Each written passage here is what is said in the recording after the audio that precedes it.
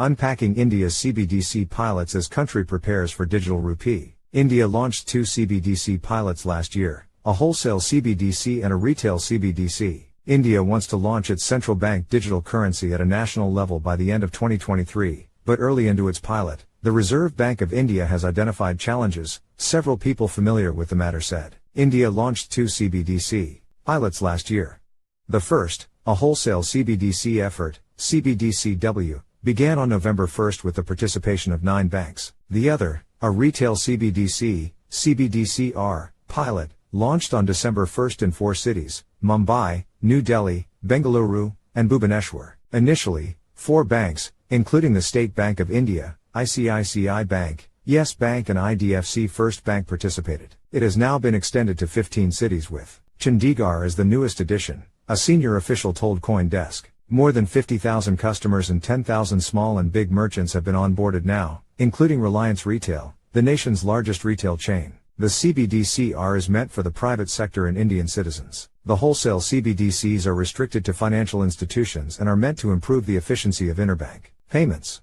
While the government told Parliament India will issue a CBDC-R within the financial year 2022-23, it's not completely clear when it will be implemented. India's charge towards CBDCs isn't exactly unique. Internationally, 105 countries, representing over 95% of global GDP, are exploring a CBDC, according to the Atlantic Council's Central Bank Digital Currency Tracker. Some nations have collaborated to explore different use cases of CBDCs under the guidance of the Bank for International Settlements, BIS. The central banks of Israel, Norway and Sweden have teamed up to explore how CBDCs can be used for international retail and remittance payments. China, Thailand, Hong Kong and the United Arab Emirates are attempting something similar in Project M-Bridge. Australia, Malaysia, Singapore, and South Africa came together in Project Dunbar. India has not entered into any CBDC project with any country so far but has indicated it will occur in the future. Collaboration with stakeholders including with BIS on developing common global standards for facilitating easy cross-border transactions will be a way forward, a central bank document said.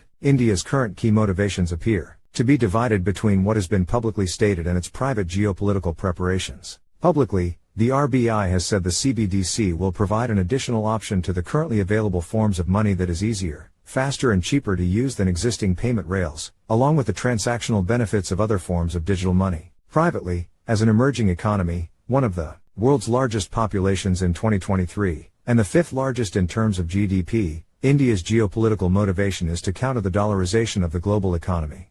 In the context of the internationalization of the Indian rupee, an Indian CBDC will make it easier for the nation to get international acceptance because it is digital, said an official working on the CBDC efforts. For emerging markets, it is a good weapon to have so that in future when we are looking for internationalization this can be one good help. The primary challenge for India's CBDC project is marketing it to the nation's populace. Indians are grappling with several questions around CBDCs, including distinguishing between wholesale and retail CBDCs, the digital rupee and e-rupees, and whether a blockchain is even involved.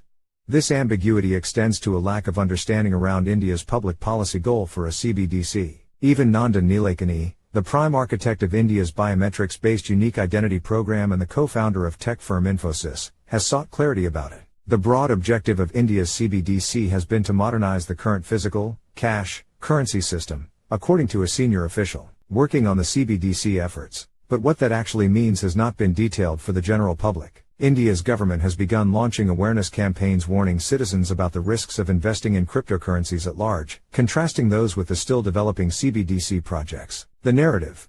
India's government has turned to the country's media platforms to explain what the CBDCs are, and what they may be used for. In the past few weeks, India's news networks, particularly government-run and business channels, have focused on explaining CBDCs and their potential role within India's economy. This is a shift from earlier this year when news organizations were more focused on advertising crypto exchanges and content focused on trading. The shift may be because the Advertising Council of India released guidelines for crypto-related advertisements, requiring disclaimers calling crypto products highly risky and unregulated. India's central bank is now pushing for education around CBDCs, an official working on the CBDC efforts told CoinDesk.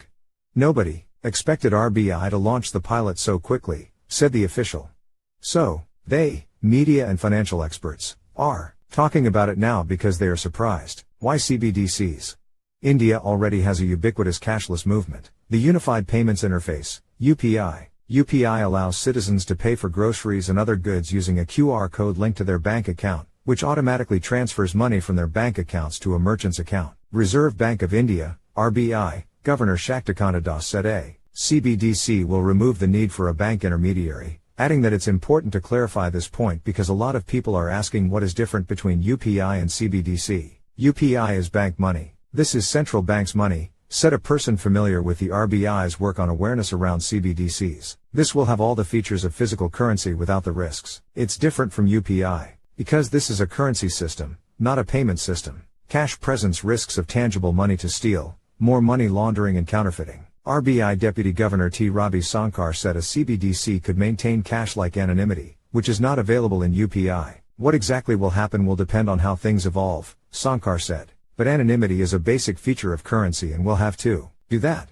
And to that extent, it is again different from UPI, which is not anonymous because it carries a digital footprint. The CBDC also doesn't require any time for settlement between the banks of the buyer and seller, unlike UPI. One of the central bank's key motivations for exploring the issuance of CBDC is to foster financial inclusion, a central bank document said. At the moment, using a CBDC requires a bank account. If the bank and city are currently involved in the pilot, your bank, in coordination with the RBI, can create a digital wallet for you and transfer cash to it. Then one can start using the CBDC to transact. The RBI will maintain a ledger of the transactions. The entire process will remove the settlement mechanism between banks, adding efficiency to the payment system, said an official working on the CBDC efforts. Although this aspect still needs to be tested, a citizen won't necessarily need a bank account to use the CBDC, the official said. Citizens who don't have bank accounts cannot use UPI. The entity authorized by the RBI to open digital wallets for people in rural areas will do the necessary KYC, know your customer, checks. One need not have a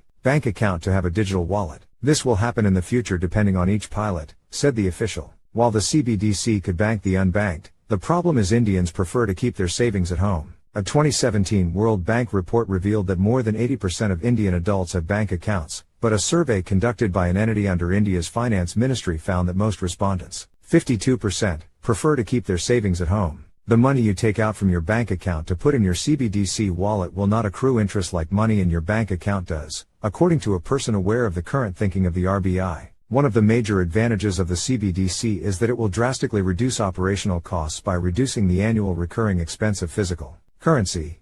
At the moment, UPI is free to drive the government's objective of a digital India and a cashless society. But the operational cost of UPI may exceed 8,400 crores INR, $1 billion, annually, based on an estimate from WHO. The Payments Council of India estimates the annual loss to be around $664 million. The government has stated that this loss would be absorbed by savings from the nation using less cash.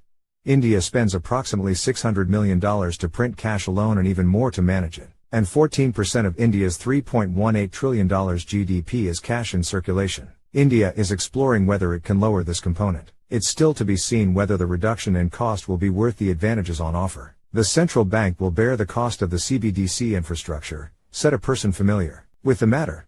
The financial considerations would involve the central bank taking responsibility for the digital vault of millions of Indians. The CBDC has the potential to replace UPI, but the RBI does not envisage a picture without UPI, according to a senior official working on the CBDC efforts. As of now, it looks like they will complement each other. The CBDC will target the physical cash component. If the comfort increases and people refuse UPI, then so be it. Let the competition be there, the senior official said. It's unclear whether the nation will provide any incentive for citizens to adopt CBDCs amid the UPI success and whether it will even come to that. Technology. In Parliament, Finance Minister Pankaj Chaudhary said the CBDC, currently in the trial phase, has components based on blockchain technology. It's part DLT, distributed ledger technology, and part API, application programming interface, said the senior official. We are testing various technologies. Maybe we will see other technologies that can cater to India's population. It's not a challenge, but we are trying to find the best possible technology. The API is not linked to any blockchain, which means India's CBDC and its association with blockchain remain opaque. It's a closed user group and we are trying with limited numbers to check the tech in every aspect, right from creation to usage, and this is working well. Gradually, it will be expanded to other cities and more users, said the same senior official. Use cases. One of the crypto industry's idealized use cases is as a currency, letting people buy and sell goods or services as they would with cash. But that had risks that came to the fore with the crypto contagion involving Terra, hedge fund Three Arrows Capital and the FTX exchange. Now, the central bank espouses CBDCs as a mechanism that provides the public with uses that any private virtual currency can provide, but without the associated risks of the broader crypto industry. The exact uses for the CBDCs are still to be determined. One of the officials working on the CBDC efforts told CoinDesk that the retail CBDC could be programmed for specific uses. For example, any tokens distributed as part of a government subsidy project could only be spent on goods for that project. We are looking at various other use cases like offline payments and programmability.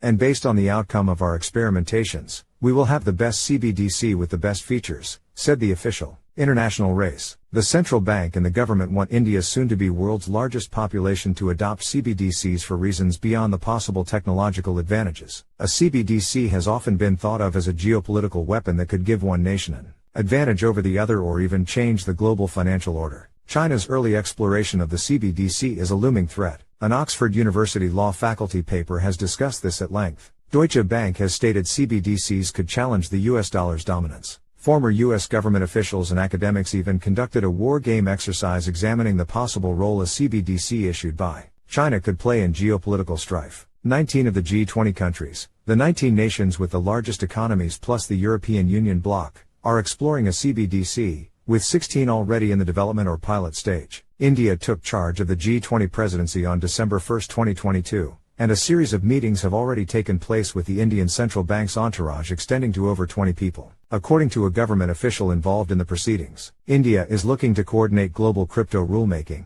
which involves several contours of the CBDC framework. Cross-border payments. It's also not clear how or by how much CBDCs will help in the cross-border payment space. India began pushing for CBDC coordination during its G20 presidency regarding international remittances, said people familiar with the matter. CBDCs could eliminate the high costs, slow speed, limited access and insufficient transparency in international remittances for Indians, says the RBI. India is the world's largest recipient of remittances, receiving $100 billion in 2022, according to a World Bank report. The RBI concept note called for central banks to incorporate cross-border considerations in their CBDC design from the start and coordinate internationally to help overcome key challenges relating to time zone, exchange rate differences, as well as legal and regulatory requirements across jurisdictions. India has stated in the note that security has to be the prime design concern while designing CBDCs, but simultaneously declared a timeline stating it will issue a CBDC within the financial year 2022-23.